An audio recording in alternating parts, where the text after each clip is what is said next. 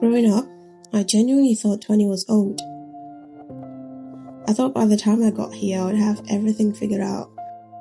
But the closer I get to this new decade, I realized it is just the start. So here are a few things I've learned over the years. The first thing I've learned is that nobody has it figured out. When you're younger, you look at people in their 20s and you think, wow, they know what they're doing. But the closer you get to the age, you just realize everyone's figuring out one step at a time. And social media definitely doesn't help, because we're seeing the highlight reels of people our age and just comparing our behind the scenes to their best moments. Everyone's got a different timeline, a different starting point, a different definition of success. And comparison has a way of letting us forget that. Dreams are nice as well, but action changes things. I've spent a lot of time wishing about things or dreaming about things, maybe like future projects or like future versions of myself, but I've learned that wanting something and working towards something is two completely different things. Good habits don't just appear when you want them to. It takes consistency and progress, even when it feels boring.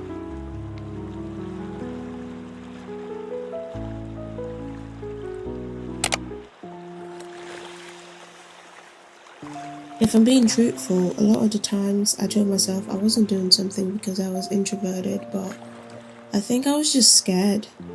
Scared of embarrassment, of rejection, of just being seen. And every time I've just let that fear make a decision for me, I've always ended up regretting it a lot more than I did things that I did. So lately I've been trying to say yes more. Not to everything, but to opportunities, to experiences, and to things that make me slightly uncomfortable, because you genuinely never know where one conversation or where one decision could take you.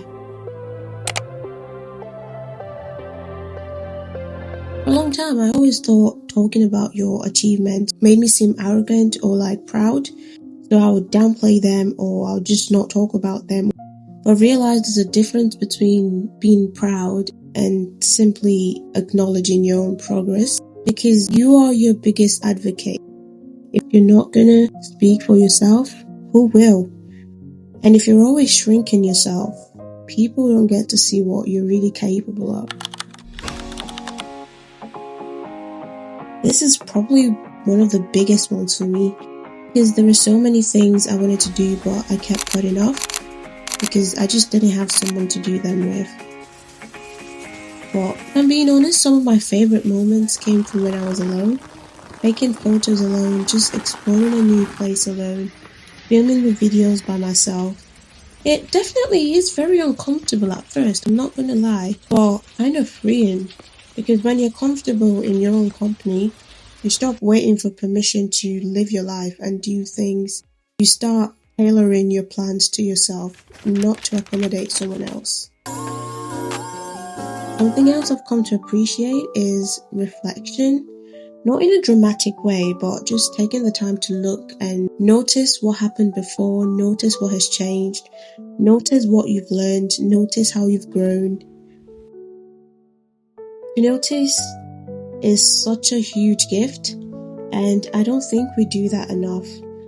We're always thinking about the next goal, the next deadline, but sometimes we've got to look back. Because reflection truly reminds us on how far we've come, and without that, I don't think you're genuinely able to be fully grateful for the life that you have now. I used to think life would begin when I became more confident at 20, or I became more productive, or more disciplined, or more successful, hell, made even more money. The biggest thing I've learned before turning 20 is that life is not waiting for me to become those things. Life is what is happening while I was trying to get there. And honestly, I think that's pretty comforting to realize, because life has been happening and life will continue to happen. So enjoy the moment, stay in the present, look back to the past, plan the future, but never forget to stay true.